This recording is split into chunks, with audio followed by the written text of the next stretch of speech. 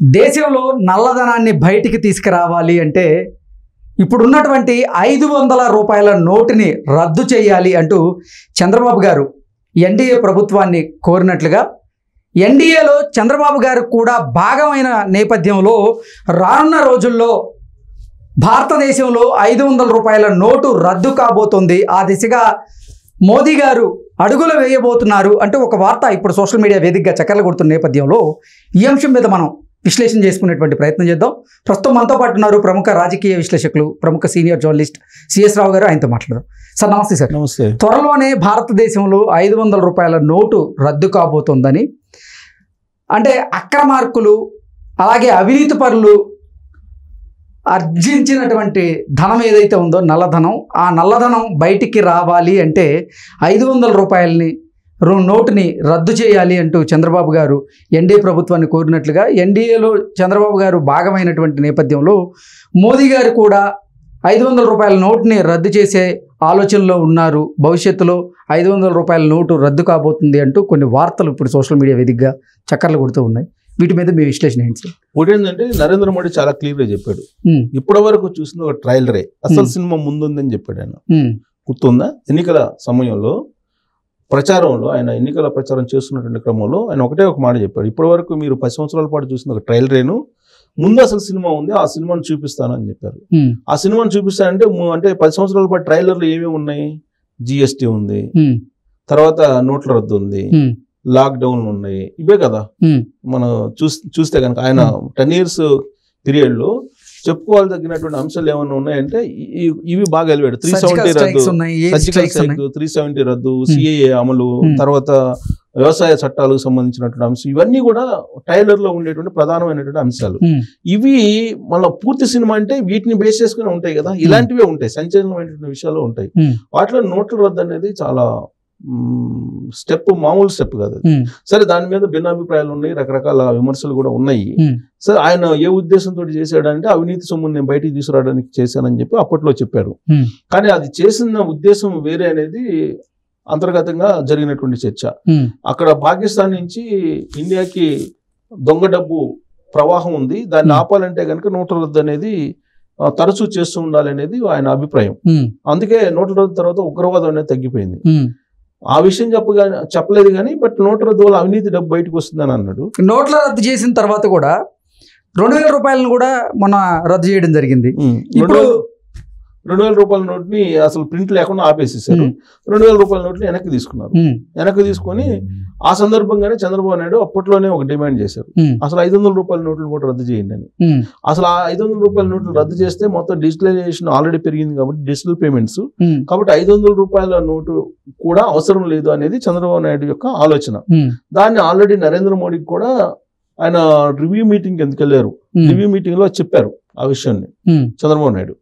500 రూపాయలు కూడా రద్దు చేయండి, అసలు 500 రూపాయల నోటు అవసరం ఏముంది అని.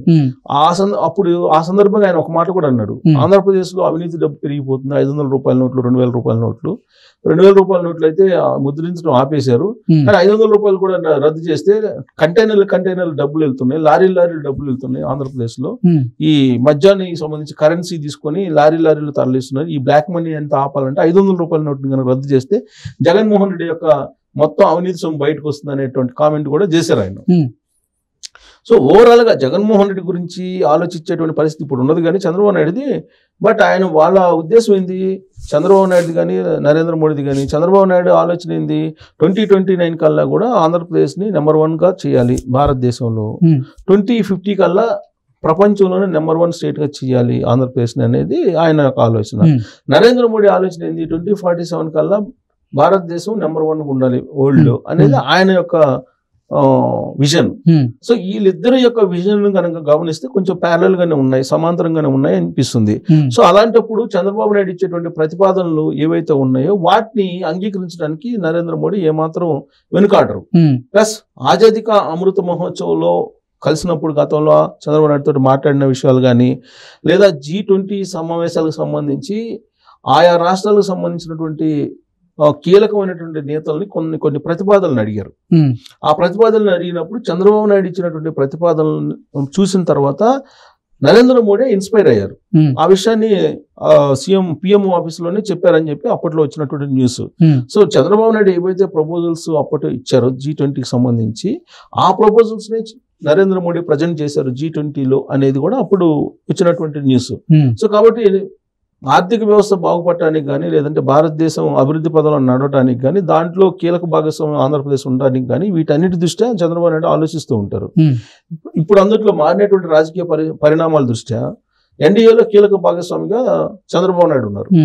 సో కాబట్టి ఖచ్చితంగా చంద్రబాబు నాయుడు ఇచ్చేటువంటి సూచనలు, సలహాలు, ప్రతిపాదనలు వీటిని పరిగణనలోకి ఖచ్చితంగా తీసుకుంటుంది కేంద్ర ప్రభుత్వం. 500 రూపాయల నోటు రద్దు అనేది ఎప్పటి నుంచో చంద్రబాబు నాయుడు ప్రతి వేదిక మీద చెప్తూ ఉన్నటువంటి మాట.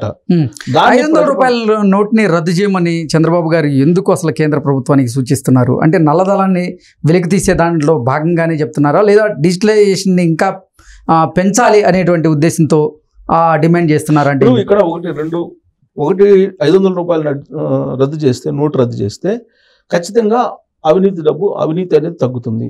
ఒకటి. రెండు ఏంటంటే ఈ బ్లాక్ మనీ అనేది తగ్గిపోతే కనుక డిజిటల్ పేమెంట్స్ పెరుగుతాయి. డిజిటల్ పేమెంట్స్ పెరిగినప్పుడు ఆటోమేటిక్ గా రెవెన్యూ పెరుగుతుంది ప్రభుత్వాలకి, అటు కేంద్ర ప్రభుత్వం కానీ ఇటు రాష్ట్ర ప్రభుత్వం కానీ రెవెన్యూ పెరుగుతుంది. ఇప్పుడు మనం చూసుకుంటే కనుక ఇప్పుడు మనకు బ్లాక్ లో ఇప్పుడు మనం స్థలం కొన్నా, పొలం కొన్నా బ్లాక్ లోనే ఉంటుంది, గోల్డ్ కొన్నా బ్లాక్ లోనే ఉంటుంది. సో ఈ బ్లాక్ మనీ పోవాలంటే 500 రూపాయల నోటును రద్దు చేయాలి. 500 రూపాయల నోటుని రద్దు చేస్తే 100 హైయెస్ట్ డినామినేషన్ అనేది పెడితే 100 లేదంటే 200 రూపాయలు హైయెస్ట్ డినామినేషన్ పెడితే, ఇప్పటి వరకు 200 ఉంది, 200 నుంచి 500 ఉంది, హైయెస్ట్ డినామినేషన్ 500 ఉంది. సో ఈ 500 రద్దు చేస్తే కనుక 200 రూపాయల్లో బ్లాక్ మనీని దాచుకోవడం కొంత కష్టమైన పని. సో కాబట్టి 500 రూపాయలు రద్దు చేస్తే డిజిటల్ పేమెంట్స్ పెరుగుతాయి. డిజిటల్ పేమెంట్స్ పెరిగినప్పుడు ఆటోమేటిక్ గా కరప్షన్ తగ్గిపోతుంది. అసలు నేను ఆశ్చర్యకరమైన ఒక న్యూస్ చూశాను, నువ్వు ఆశ్చర్యపోతావు చెప్తే. గుజరాత్ లో ఈ కరప్షన్ ని కూడా డిజిటల్ చేశారంట, వాయిదాల పద్ధతిలో. ఏది ఈఎంఐల పద్ధతిలో కరప్షన్ ని ఈఎంఐల పద్ధతిలో చెల్లించేటువంటి వెసలుబాటుని తీసుకొచ్చారంట గుజరాత్ లో. అత్యంత దారుణమైనటువంటి అంశం ఇది. వినటానికే కొంచెం ఎబ్బెట్టుగా ఉంది. అంటే ప్రధాని సొంత రాష్ట్రం గుజరాత్ లో దాన్ని ఇన్స్టాల్మెంట్ లో, అంటే ఈఎంఐలు కట్టే ఎలాగా కడతారో అలాగే ఈఎంఐల రూపంలో ఒక అవినీతి డబ్బు, అంటే వీళ్ళకి ఉద్యోగస్తులకు అధికారులకు ఇస్తుంటారు కదా, ఆ డబ్బుని వచ్చాయి. ఇప్పటి నుంచి డిజిటల్ పేమెంట్ విడతల వారీగా ఇచ్చేటట్టు ఒప్పందాలు జరిగినాయి అంట. విచిత్రమైనటువంటి పరిణామం. సరే అక్కడక్కడ ఒక్కోటి అక్కడ బయటపడినా కానీ ఓవరాల్ గా ఏంటంటే 500 రూపాయలని రద్దు చేస్తే కనుక కరప్షన్ తగ్గుతుంది, డిజిటల్ పేమెంట్స్ పెరుగుతాయి, ఫలితంగా రాష్ట్రానికి, దేశానికి ఆదాయం పెరుగుతుంది. మనం గమనిస్తే కనుక 2000 రూపాయల నోట్లు ఇంట్రొడ్యూస్ చేసిన తర్వాత కరప్షన్ పెరిగింది. ఎందుకంటే ఒక అధికారికి పోయి ఈ 2000 రూపాయల నోటు ఇస్తే ఒకటే కదా నోట్ అన్నట్టు ఫీల్ అయ్యేవాడు. దాంతో కరప్షన్ పెరిగిపోయింది.